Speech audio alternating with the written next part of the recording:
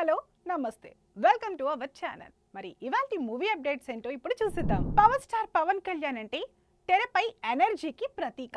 కానీ ఆ ఎనర్జీ వెనుక ఉన్న సింపుల్ మొహమాటమైన వ్యక్తిత్వం గురించి నటి సమంత చెప్పిన మాటలు ఇప్పుడు మళ్ళీ వైరల్ అవుతున్నాయి. సమంత గుర్తు చేసుకున్నది అత్తారింటికి దారేది షూటింగ్ టైంలో జరిగిన ఒక సంఘటన.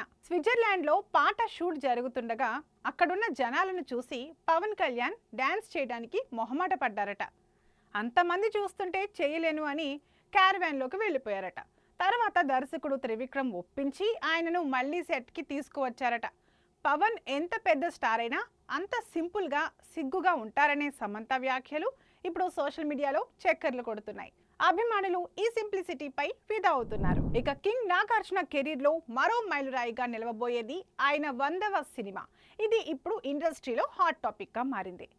ఆర్ కార్తిక్ దర్శకత్వంలో రూపొందబోతున్న ఈ ప్రాజెక్ట్ కి లాటరీ కింగ్ అనే టైటిల్ వినిపిస్తోంది. ఈ సినిమాలో టబు, అనుష్కలతో నాగార్జున జోడీ కడుతున్నారట. పొలిటికల్ డ్రామాగా తెరకెక్కుతున్న ఈ సినిమాలో నాగ్ ద్విపాత్రాభినయం చేయబోతున్నారని సమాచారం.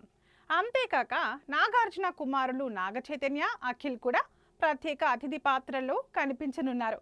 ముగ్గురు అక్కినేని హీరోలు ఒకే సినిమాలో కనిపిస్తే అభిమానులకు నిజంగా ఫెస్టివల్ అనే చెప్పాలి. త్వరలోనే అధికారిక ప్రకటన రావచ్చని తెలుస్తోంది. భారతీయ సినిమా చరిత్రను మలచిన బాహుబలి మళ్ళీ కొత్త రూపంలో ప్రేక్షకుల ముందుకు రాబోతోంది. బాహుబలి ది ఎపిక్ పేరుతో ఈసారి 2 భాగాలను కలిపి ఒకే సినిమాగా విడుదల చేస్తున్నారు. సెన్సార్ పూర్తి చేసుకున్న ఈ చిత్రం యుబైఏ సర్టిఫికేట్ పొందింది. నిడివి 3 గంటల 44 నిమిషాలు.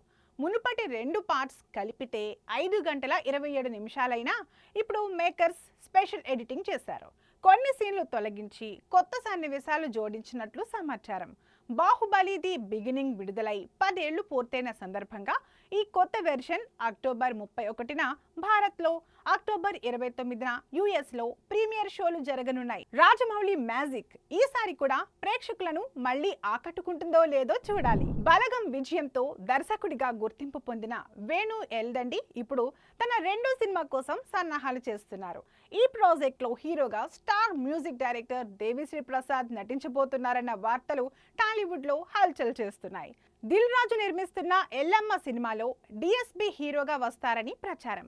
గతంలో ఈ కథ కోసం నాని, నితిన్, బెల్లంకొండ సాయి శ్రీనివాస్ పేర్లు వినిపించాయి. కానీ ఫైనల్ కాలేదు. ఇప్పుడు దేవిశ్రీ ప్రసాద్ పేరు రావడంతో ప్రాజెక్ట్ పై కొత్త ఉత్సాహం కనిపిస్తోంది. అయితే ఇంకా అధికారిక ప్రకటన రాలేదు. అసలు ఎల్లమ్మ హీరో ఎవరు అన్న ప్రశ్నకు సమాధానం కోసం అభిమానులు ఎదురు చూస్తున్నారు. మెగాస్టార్ చిరంజీవి టీమిండియా యువ క్రికెటర్ తిలక్ వర్మను మర్యాదపూర్వకంగా కలిశారు. మనశంకర వరప్రసాద్ గారు సినిమా సెట్స్ లో ఈ భేటీ జరిగింది. తిలక్ వర్మ ఆసియా కప్ ఫైనల్లో అద్భుత ప్రదర్శన చేసిన నేపథ్యంలో చిరంజీవి ఆయనను పూలమాలతో సత్కరించారు. తిలక్ ప్రతిభను మెగాస్టార్ ప్రశంసిస్తూ మరిన్ని విజయాలు సాధించాలి అని ఆశీర్వదించారు. చిత్ర యూనిట్ కేక్ కట్ చేస్తూ ఈ సన్నివేశాన్ని మరింత ప్రత్యేకంగా మార్చింది. ఇద్దరు తారలు ఒకే ఫ్రేమ్ లో కనిపించడంతో సోషల్ మీడియాలో ఫోటోలు వైరల్ అవుతున్నాయి. ఇవండి ఇవాల్టి మూవీ అప్డేట్స్. మరిన్ని అప్డేట్స్ తో మళ్ళీ కలుద్దాం. మీరు ఇంకా మా ఛానల్ను సబ్స్క్రైబ్ చేసుకోకపోతే వెంటనే సబ్స్క్రైబ్ చేసుకోండి. మేము వీడియోస్ అప్లోడ్ చేసిన వెంటనే నోటిఫికేషన్ మీకు రావాలి అంటే బెల్ ఐకాన్ని క్లిక్ చేయడం మర్చిపోకండి.